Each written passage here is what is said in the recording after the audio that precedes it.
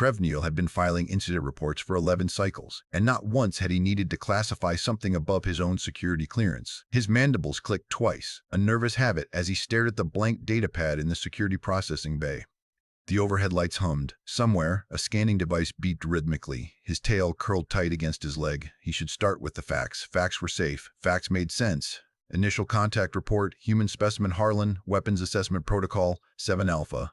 His clawed fingers, 2 arms, he reminded himself to note for the anatomical database, hovered over the keypad. How did one explain this? The human had arrived 3 hours ago.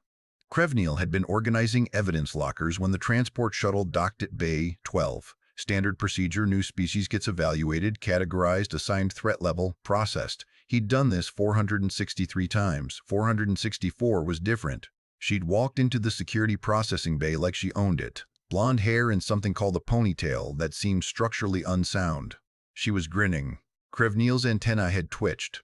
Species that grinned during weapons confiscation were usually either predators or idiots.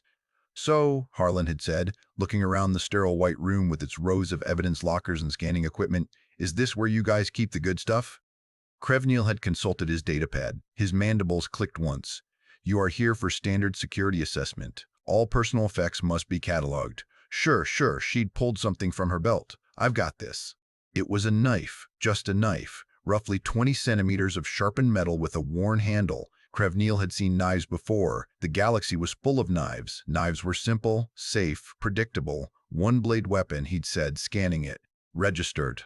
Anything else? Harlan had patted her pockets. Nope, wait. She pulled out what appeared to be a small metal cylinder. Does gum count? Negative. Cool. Krevniel had marked her file. Human. Female. Armed with 1 knife. Threat assessment, minimal. His tail had uncurled slightly. This would be easy. Then she'd ask the question. So when do I get to see the course? Krevniel's antennae had gone rigid. Course? Yeah, your whole... She'd waved her hand vaguely. Weapons specialist evaluation thing. Your message said something about assessing my capabilities? She grinned wider. I'm here to show you what humans can do. His mandibles had frozen mid-click. The message. Someone in diplomatic processing had sent her the standard weapons specialist recruitment packet, the one meant for candidate species, the one that included access to the Orbital Defense Station's combat assessment facility, the facility with the 2% survival rate. There has been, Krevniel had said carefully, his chitinous fingers tapping the datapad, a misunderstanding. You're here for basic evaluation, simple protocols. The advanced course is 4. I read the whole packet, Harlan had interrupted. Quantum barrier navigation, adaptive combat drones, multi-thread environment survival. Sounds fun, sounds lethal. Same thing. She'd stretched her arms over her head. Look, I flew 16 light years for this. Your people sent me the invite. I'm not going home without at least trying. Krevniel had looked at her. One human, approximately 65 kilograms, no visible armor, no cybernetic enhancements, no plasma weapons or neural disruptors or graviton emitters. She had a knife and misplaced confidence. The course had killed a Chromath battle champion last cycle. The Chromath stood 3 meters tall and had skin that could deflect small arms fire. His tail had curled so tight it hurt. I must consult with my commander, he'd said. The armory observation deck overlooked the main weapons vault. Krevniel stood at the glass partition, his 2 compound eyes watching Harlan browse the weapon racks below like she was shopping for produce.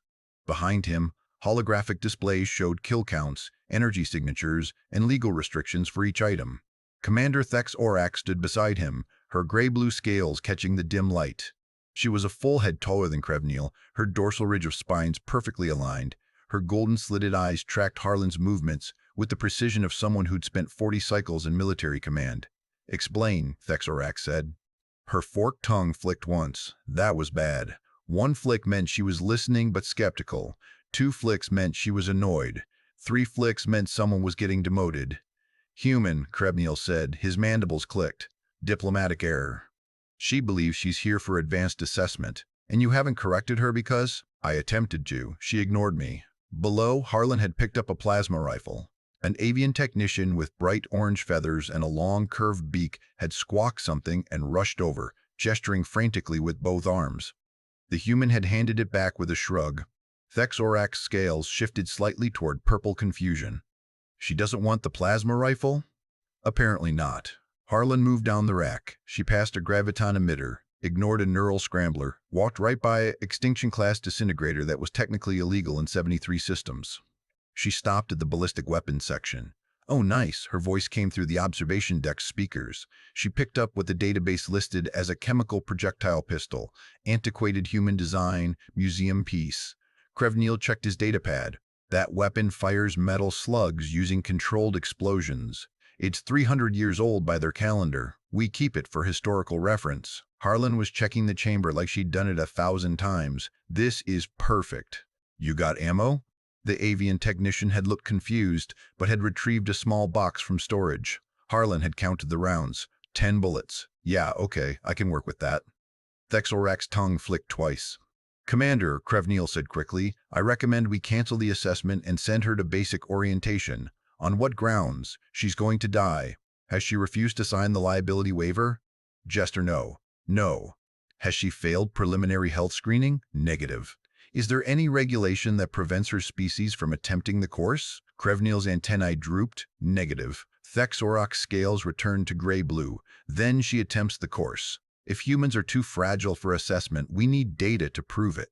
She turned toward the door, her thick tail swishing behind her. "File the standard pre-mortem paperwork." Krevneil sat in the cramped monitoring station adjacent to the armory observation deck, surrounded by 17 screens showing different angles of the assessment course. His fingers hovered over the emergency shutdown button.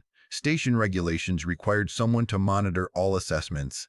Usually it was boring. Species entered, failed within 30 seconds. Emergency teleport extracted them. Simple. Harlan stood at the course entrance, rolling her shoulders. She'd tied her blonde ponytail tighter. The ancient pistol was holstered at her hip.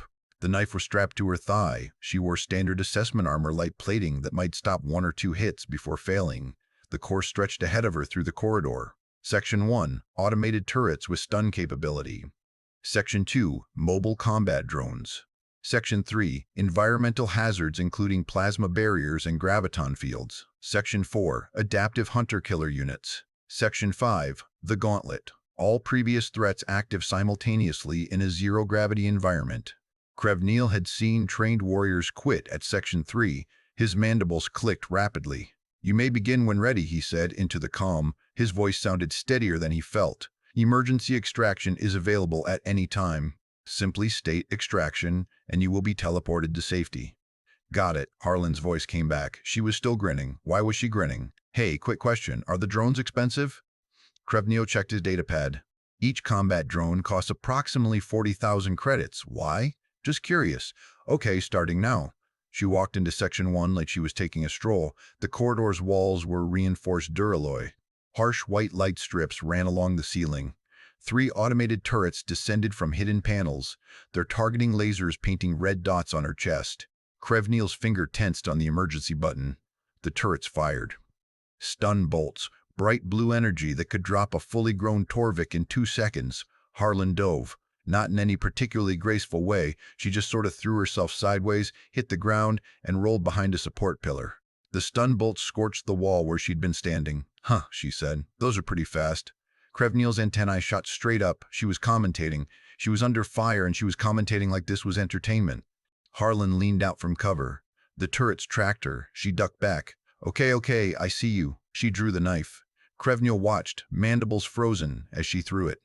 The blade spun through the air wobbly, imperfect, the throw of someone who'd learned from videos rather than training.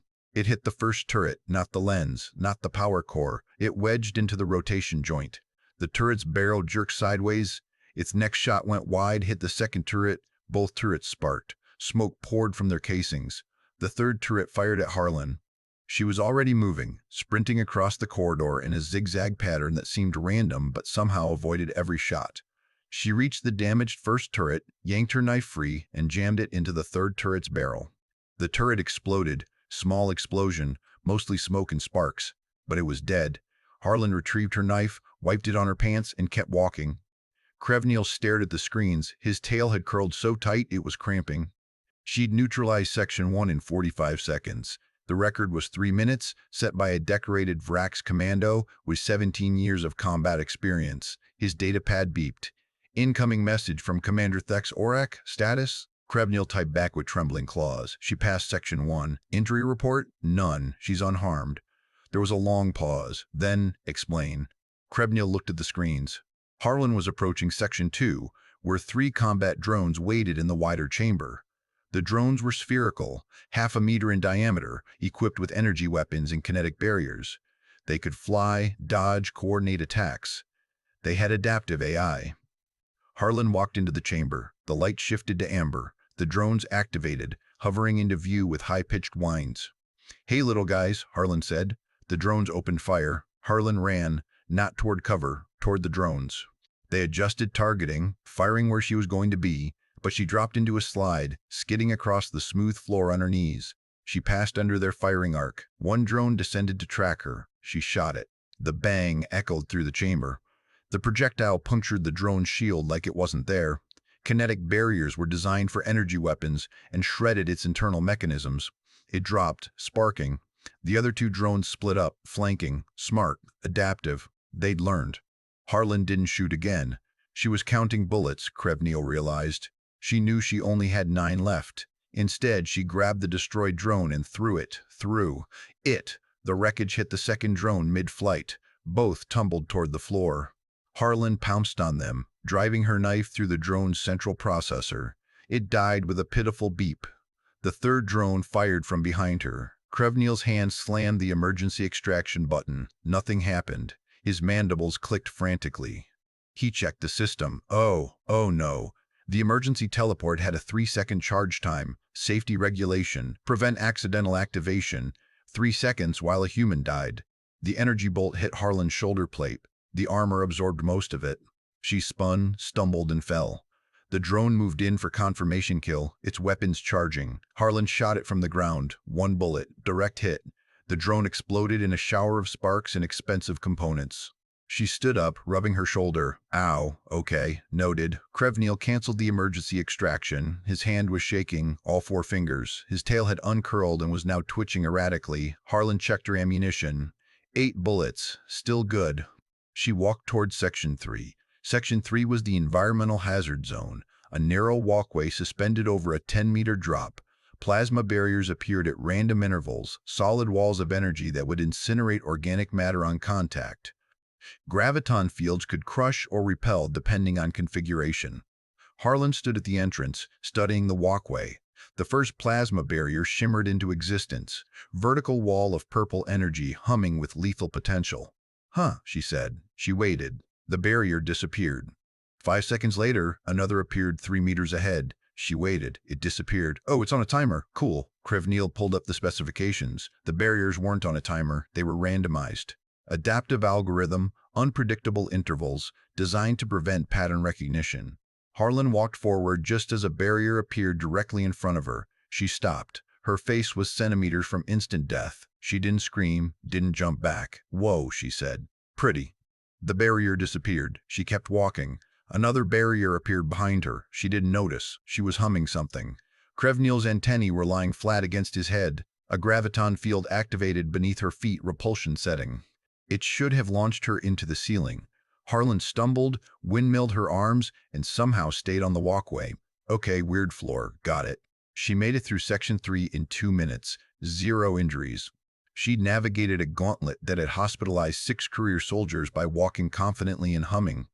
Krebnil typed another message to Commander Thexorak. "She's reached Section 4. The response was immediate. "I'm coming down there." Section 4 contained the hunter-killers. These weren't drones. They were 2-meter-tall bipedal combat units with adaptive armor, energy shields, and tactical programming sophisticated enough to qualify as sentient in some jurisdictions. They hunted in pairs. They learned from their targets. They did not stop until target was neutralized, or they were destroyed. Krebnil heard the door to the monitoring station open. Commander Thexorak entered, her scales already shifting toward red. Her dorsal spines were raised, her golden eyes fixed on the screens. "Show me," she said. On screen 4, Harlan was crouched behind a crate in the large chamber where the hunter-killers prowled. The units moved with mechanical precision, their 2 legs carrying them smoothly across the floor, their 2 arms carrying plasma rifles. Their sensors swept the area, painting targeting lasers across every surface. "She has 8 rounds remaining," Krebnil said quietly. and a knife. Those units have regenerating shields, Thexorax said, her tongue flicked 3 times. 20mm armor plating, each one has more firepower than a small warship. I am aware, Commander. They watched Harlan peek around the crate. A hunter-killer's head swiveled toward her position. She ducked back. Okay, her voice came through the speakers. You guys are big. Cool, cool, cool, cool. She looked around the chamber. There were more crates. Support pillars, a maintenance panel on the far wall. Overhead, a network of pipes carried coolant for the station's climate systems. Harlan looked up at the pipes. She looked at her knife. She's not, Thexorax said. Harlan threw her knife at the nearest pipe. The blade punctured the coolant line. Liquid nitrogen sprayed out at high pressure, a white cloud of freezing vapor that spread across the chamber. The temperature dropped 40 degrees in 3 seconds. The hunter-killer's sensors went haywire. Thermal tracking offline. Visual obscured. They began firing randomly, plasma bolts searing through the fog. Harlan ran through the chaos. Krevniel lost sight of her on the monitors. Just white fog and occasional muzzle flashes. Then one of the hunter-killers stumbled. Its leg servos were freezing. It fell, crashing to the ground with a metallic clang. Harlan appeared on top of it. She'd climbed on its back. She pressed her pistol against the seam between its helmet and chest armor and fired twice. The hunter-killer died. The second unit targeted her. Its shields were still up. Its systems were compensating for the cold. Harlan jumped off the destroyed unit and ran. The hunter-killer pursued, its plasma rifle tracking her. She dove behind a crate. The crate exploded. She kept running. The hunter-killer fired again, missed. Harlan was moving erratically, no pattern, pure chaos. She reached the maintenance panel on the wall, yanked it open, and grabbed something inside. Electrical cable. She ripped it free, sparks flying, and turned to face the hunter-killer. It was 10 meters away, raising its rifle. Harlan threw the live cable. It hit the hunter-killer's shield. The shield collapsed. Electromagnetic interference. The cable wrapped around the unit's rifle arm. Electricity arced through its systems. Harlan shot it, 4 times. Center mass. The projectiles punched through its armor. The hunter-killer staggered, sparked, and fell. Silence. The coolant fog began to dissipate. Harlan retrieved her knife from the broken pipe, shook off the frost, and walked toward Section 5. She had 2 bullets left.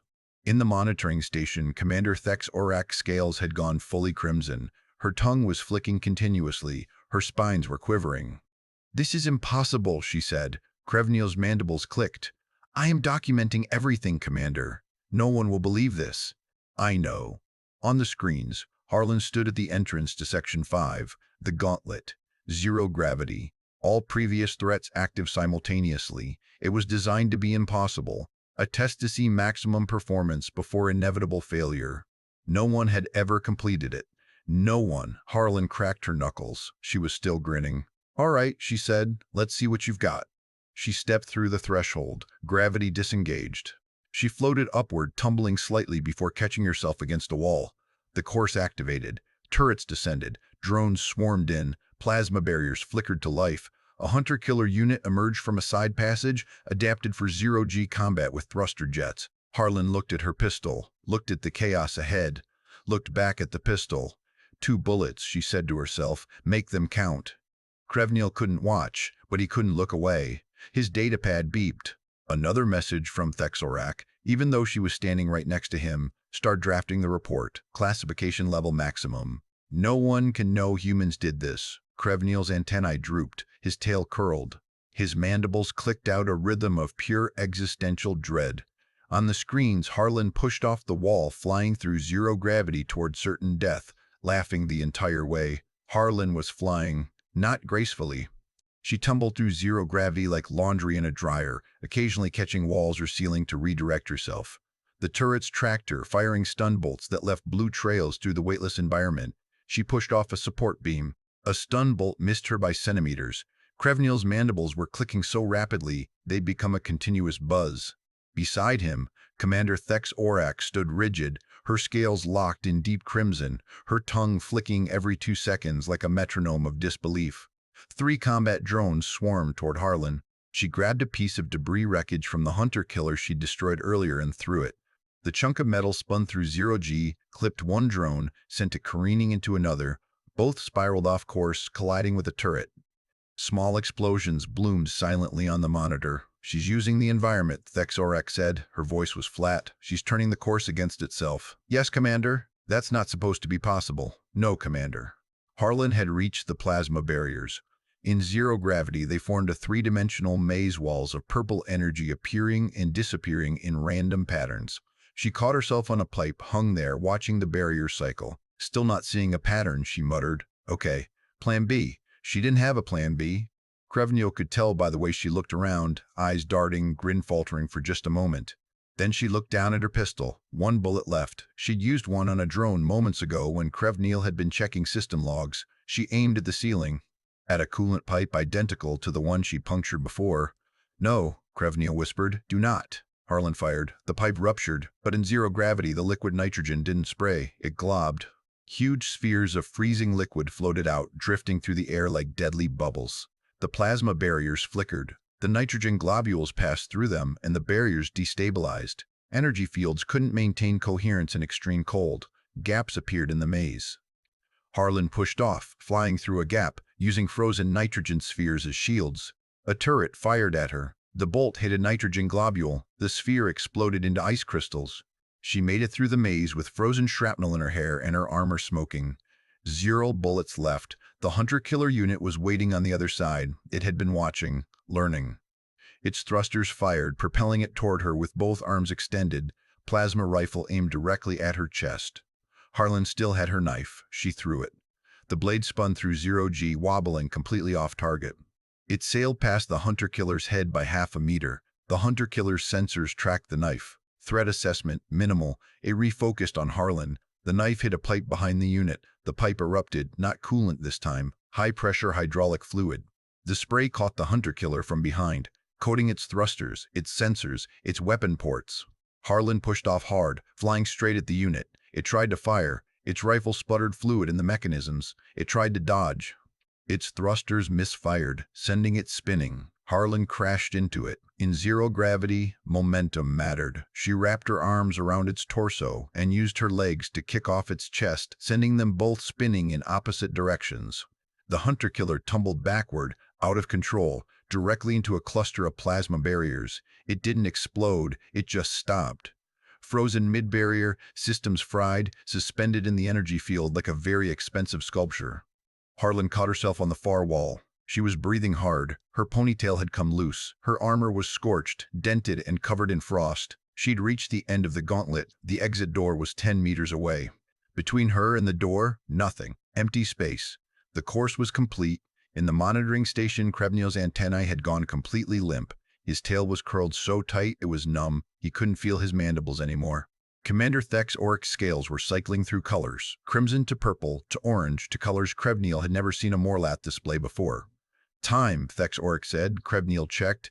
11 minutes, 43 seconds. The record is 38 minutes. I am aware, Commander. She had 10 bullets and a knife.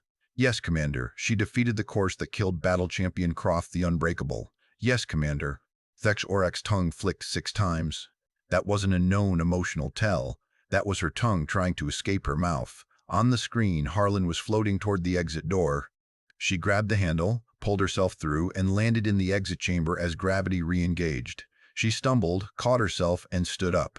That was fun, she said. She was grinning again, wider than before. Do you guys have a harder course? Like advanced? Krevniel's datapad slipped from his clawed fingers. It clattered on the floor. Thexorak turned to him. Her golden eyes were very wide. Her dorsal spines were flat against her back.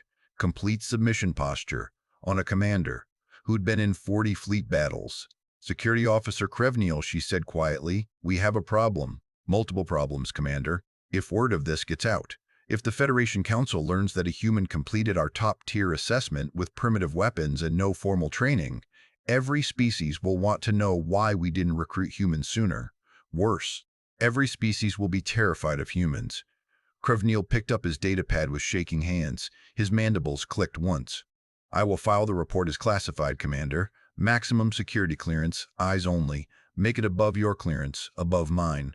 Bury it so deep no one will ever find it. Understood. Interrogation Room 7 was a small gray cube, 1 table, 2 chairs. Recording equipment that Krevniel had personally verified was offline. The one-way mirror had been covered with blast shielding. Harlan sat on one side of the table, drinking something she called water from a flask she'd brought. Her hair was still a mess. She looked happy. Krevniel sat across from her, his chitinous fingers folded carefully on the table. His antennae were at neutral position. His tail was tucked under his chair. He was projecting calm professionalism while internally screaming. "So," Harlan said, "did I pass?" "You completed the assessment," Krevniel said carefully. "Awesome. When do I start?" "Start what?" "The job. Weapons specialist. That's what the recruitment packet said, right? Assess capabilities, offer position based on performance." Krevniel's mandibles clicked. Just once. He caught himself. "There has been a complication," he said. "What kind of complication?" "The diplomatic kind. Your species is not yet a Federation member. There are protocols, regulations, approximately 6,000 forms." Harlan's grin faded slightly. "So, no job?" "The job requires security clearance that takes minimum 3 cycles to process. Background checks, psychological evaluation, cultural compatibility assessment. That's like 2 years." "Approximately, yes." Harlan slumped in her chair. "That's ridiculous. I just completed your impossible course. Doesn't that count for something?" "It counted for everything. It counted for too much. It counted for species-wide existential terror and the complete restructuring of galactic threat assessments." "Regulations are inflexible," Krevniel said. "I apologize for the confusion. Your travel expenses will be reimbursed. We will provide accommodations until the next Earthbound transport." "When's that?" "6 days." Harlan sighed. She drank more water. "Well, this sucks. I was really excited about this." Krevniel's antennae twitched. He felt something unfamiliar. Guilt? Regret? His species didn't have good words for it. She'd flown 16 light years. She'd survived a course designed to kill people. And now he was sending her home because the truth was too dangerous. "For what it is worth," he said quietly, "your performance was exceptional." "Yeah? You are the first being to complete the full assessment in the facility's history." Harlan sat up. "Really? Really? Really? That's actually pretty cool." She grinned again. "Hey, do you guys give out certificates or anything?" "Like, proof? I want to show my friends." Krevniel's antennae shot up. "Absolutely not. The assessment results are classified." "Classified? Why?" "Security reasons." "What security reasons?" "I passed your test fair and square." "It's complicated." "Uncomplicated." Krevniel looked at her persistent grin and her absolute confidence and her complete lack of understanding about what she'd done. Humans were terrifying not because they were strong or fast or had advanced technology. They were terrifying because they didn't know when to be afraid. "If I explain," he said slowly, "will you agree to never speak of this assessment to anyone?" "Depends on the explanation." His mandibles clicked twice. "Worth a try. You completed a course with a 2% survival rate using weapons that are considered primitive by galactic standards. You defeated systems designed to kill trained soldiers. You did this in under 12 minutes. He leaned forward. "If the Federation learns that humans can do this casually, they will reclassify your entire species as a Class 7 threat. Do you know what happens to Class 7 threats?" No. "Neither do we. Nothing has ever been classified that high. We would have to invent new protocols." Harlan blinked. Oh, indeed. So you're covering this up to protect everyone?" "Primarily to protect the Federation from widespread panic. Secondarily, to protect my career, which will be destroyed if anyone learns I let you attempt the course." "Huh." Harlan finished her water. "Okay, I won't tell anyone." "Truly?" "Yeah. I mean, who'd believe me anyway?" She stood up, stretched. "This was a weird trip. Fun, though. Worth the flight." Krevniel stood as well, his chitinous legs unfolding carefully. "Your discretion is appreciated." "No problem."